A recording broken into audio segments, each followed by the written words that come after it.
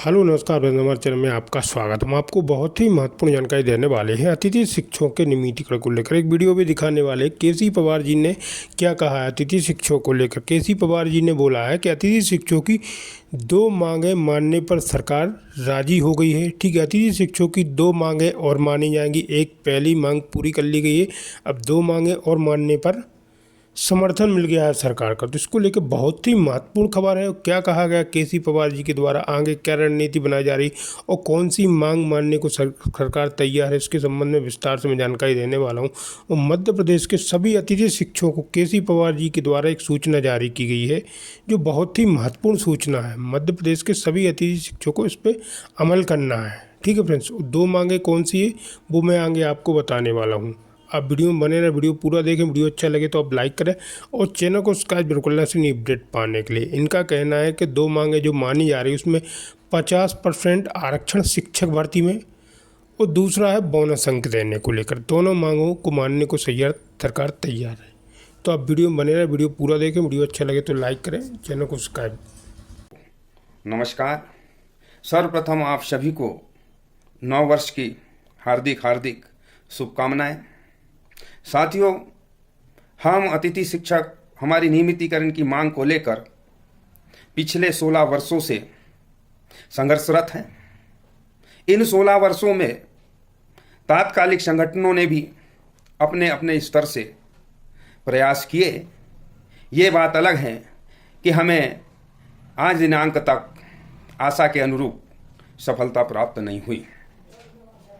हमने 2 वर्ष पूर्व हमारे आदरणीय स्वर्गीय श्री अजयपाल सिंह राठौर की इच्छा के अनुसार आज़ाद स्कूल अतिथि शिक्षक संघ मध्य प्रदेश का गठन किया।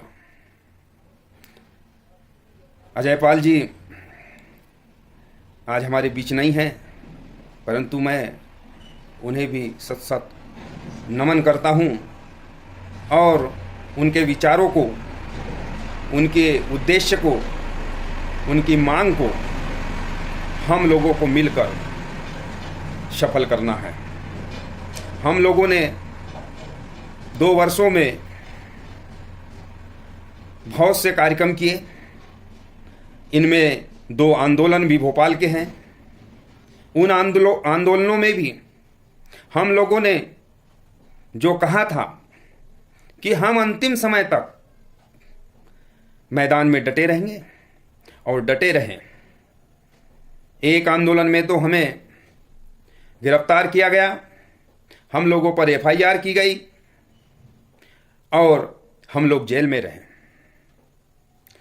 आज ये संगठन में जो हमारे निष्ठावान साथी हैं, आदरणीय BM खान सर, आदरणीय संतोष कहार जी, आदरणीय सादिक खान जी, आदरणीय मुकेश जोशी जी, आदरणीय सत्येंद्र नागर जी, आदरणीय मनोज सक्सेना जी, आदरणीय राकेश खंडेलवाल जी, आदरणीय के सैनी जी, हमारा इसी प्रकार महिला प्रकोष्ठ में हमारी बहनें जो आदरणीय स्वर्गीय अजयपाल जी के सपनों को पूरा करने के लिए संघ को पूरी निष्ठा से अपना समय देती हैं, उनमें बहन आदरणीय काजल राख्यानी जी, अर्चना बरुआ जी, प्रीतमा जोशी जी, अनामिका पारे जी, दीपमाला अग्निहोत्री जी, भारती सोनी जी, बांद्रे बहन जी और भी हमारे समस्त 55 जिले के जिला अध्यक्ष, समस्त ब्लॉक अध्यक्ष और समस्त महिला प्रकोष्ठ के पदाधिकारी और आम अतिथि शिक्षक जो आज़ाद स्कूल अतिथि शिक्षक संघ पर विश्वास रखता है।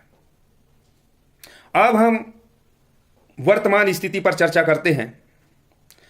वर्तमान स्थिति में हम ये चाह रहे थे कि 2 सितंबर 2023 को आदरणीय शिवराज सिंह चौहान जी ने अतिथि शिक्षक महापंचायत में जो घोषणाएं की है, उन घोषणाएं के आदेश जल्द से जल्द जारी हो ताकि हमारे लोगों का, अतिथि भाई बहनों का भविष्य सुरक्षित हो सके।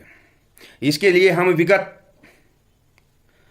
4 महीने से सतत लगे हुए हैं, परंतु हमें ऐसा लग रहा है कि सरकार केवल हमारी दो मांगे, जिसमें अतिथि शिक्षकों को शिक्षक भर्ती में 50% आरक्षण व शिक्षक भर्ती में अनुभव के 20 अंक प्रदान करने के आदेश जारी होने वाले हैं, ऐसा हमें सूत्रों से और हमें इन कार्यालयों में जाने पर प्रतीत हुआ। हमने सर्वप्रथम इस बात को उठाया कि माननीय शिवराज सिंह जी ने महापंचायत में घोषणा की थी कि अतिथि शिक्षकों का 1 साल का अनुबंध किया जाएगा और किसी भी अतिथि शिक्षकों को 20 सत्र में नहीं निकाला जाएगा। हमारे लोग संतुष्ट थे कि हमारा 1 साल का अनुबंध है और हमें 20 सत्र में कोई बाहर नहीं निकालेंगे। हम लोग संतुष्ट होकर पूरी निष्ठा से, लगन से शालाओं में अध्यापन कार्य कर रहे थे। इसी बीच 3 अक्टूबर 2023 को एक आदेश आता है कि जहां प्रमोशन या पदोन्नति या ट्रांसफ़र से पद भर जाता है तो वहां अतिथि शिक्षक को कार्य मुक्त किया जाए। हमने 4 तारीख को ही पूरे 52 जिलों में अल्टीमेटम ज्ञापन देने का काम किया। हमने समय निर्धारित किया था और उस समय के 1 घंटे बाद एक नया आदेश लोक शिक्षण संचालनालय से आता है कि अतिथि शिक्षकों को आगामी आदेश तक कार्य मुक्त ना किया जाए। उस आदेश से हमारे भाई बहन सभी संतुष्ट हो गए। हमें ऐसा लगने लगा कि अब हमें 20 सत्र में कोई नहीं निकालेगा। इसी बीच चुनाव आए, चुनाव चले गए, नई सरकार आई और पहले मौखिक रूप से हमारे लोगों को निकालने का अभियान प्रारंभ किया गया साथी। इस बीच हम लगातार शासन प्रशासन के संपर्क में रहे और हमने आग्रह किया कि हमारे साथियों को 20 सत्र से बाहर ना निकाला जाए। हमें आश्वस्त किया गया कि हम अतिथि शिक्षकों का समायोजन करेंगे और कुछ जगह हमारे साथियों का समायोजन भी किया गया, परंतु फिर वीसी के माध्यम से आदेशित किया गया अधिकारियों को कि यदि अतिथि शिक्षकों को कार्य मुक्त नहीं किया गया तो उनका वेतन नहीं निकलेगा। हमारे साथी फिर दुविधा में आए। हम फिर भोपाल गए, शासन प्रशासन के संपर्क में रहे। हमने आवेदन निवेदन किया कि साहब हम 20 सत्र में कहां जाएंगे। हमें स्पष्ट तौर से कुछ नहीं कहा गया। अधिकारियों ने भी उदाहरण देकर हमें समझाने की कोशिश की कि यदि एक चेयर पे एक व्यक्ति बैठ सकता है तो एक ही बैठेगा, 2 लोग कैसे बैठ सकते हैं। तब हमें समझ में आया कि ये एक षड्यंत्र है और हमारे सारे अतिथि शिक्षक भाई और बहनों को एक एक करके बाहर करने का अभियान चलाया जा रहा है। और अब तो वीसी के माध्यम से यह भी कहा गया कि अब अतिथि शिक्षकों को पोर्टल से भी मुक्त किया जाए, पोर्टल से भी उनका नाम हटाया जाए। यानी कुल मिलाकर ये एक बहुत बड़ा षड्यंत्र अतिथि शिक्षकों के साथ होना है। हम अभी विगत 2-3 दिन पूर्व शासन और प्रशासन के लोगों से हमने मुलाकात की। हमने निवेदन किया कि हमारी महापंचायत की घोषणाओं के आदेश जारी किए जाए। तब हमें पता चला और अवगत कराया गया कि आपके 2 आदेश, एक शिक्षक भर्ती परीक्षा में 50% आरक्षण और 20 अंक बोनस के प्रदान किए जाएंगे। और अन्य घोषणाएं जो माननीय मुख्यमंत्री जी ने की थी, जिससे अतिथि शिक्षकों का भविष्य सुरक्षित हो सकता है, वो है गुरुजी की तरह विभागीय परीक्षा लेकर अतिथि शिक्षकों को नियमित किया जाए। साथियों, अब ये पूर्णतः स्पष्ट हो चुका है कि सरकार इन दो मांगों, इन दो आदेशों के अलावा सरकार की कुछ करने की मंशा नहीं है और इन दोनों आदेशों से हमारे साथियों को कोई ज्यादा लाभ नहीं मिलने वाला है। यदि हम हमारा भविष्य सुरक्षित करना चाहते हैं तो सरकार द्वारा हमारी परीक्षा आयोजित की जाए। इसके लिए हमें एकजुट होना पड़ेगा और समस्त अतिथि शिक्षकों को भोपाल की धरा पर आकर हमारी ताकत का एहसास सरकार को कराना पड़ेगा। हम लोग पूरी निष्ठा और लगन से अगर हमने इस मध्य प्रदेश के शिक्षा तंत्र को पटरी पर लाने का काम किया है और हमने 15 साल हमारे जीवन के अमूल्य इस विभाग को दिए हैं, तो सरकार का फर्ज बनता है कि हम अतिथि शिक्षकों का भविष्य सुरक्षित करें। परंतु वर्तमान में ऐसा हमें प्रतीत नहीं हो रहा है। इसलिए साथियों, पूरे मध्य प्रदेश के 70,000 अतिथि शिक्षक सभी आपस में विचार करें कि अब हमें एक बार पूरी संख्या के साथ वैधानिक तरीके से शिक्षक की गरिमा को बनाए रखते हुए हमारी शक्ति का प्रदर्शन भोपाल में करना पड़ेगा, ताकि सरकार को ये लगे कि अब अतिथि शिक्षक जाग गया है और अपना हक एवं अधिकार लेकर रहेगा। इसके लिए हम ब्लॉक स्तर पर चर्चा करें, ब्लॉक अध्यक्ष, जिला अध्यक्ष से चर्चा करें और समस्त जिला अध्यक्ष और संभागीय अध्यक्ष और प्रदेश कार्यकारिणी मिलकर हम एक निर्णय लें। और यह लड़ाई किसी एक अतिथि शिक्षक या किसी एक संगठन की नहीं है। समस्त अतिथि शिक्षक, सबको नियमित होना है, सबको भविष्य सुरक्षित करना है, तो सबको एक मंच पर आना होगा। आजाद स्कूल अतिथि शिक्षक संघ मध्य प्रदेश के समस्त अतिथि शिक्षक भाइयों एवं बहनों को स्पष्ट रूप से बताना चाहता है कि आप जो निर्णय लेंगे, आप लोग बैठकर ब्लॉक अध्यक्ष से बात करके, जिला अध्यक्ष से बात करके, आप जो निर्णय लेंगे, पूरी आजाद टीम आपके साथ कंधा से कंधा मिलाकर खड़ी रहेंगी और आखिरी दम तक, आखिरी व्यक्ति जाते तक मैदान नहीं छोड़ेंगी। ये हम आपको यकीन और विश्वास दिलाते हैं।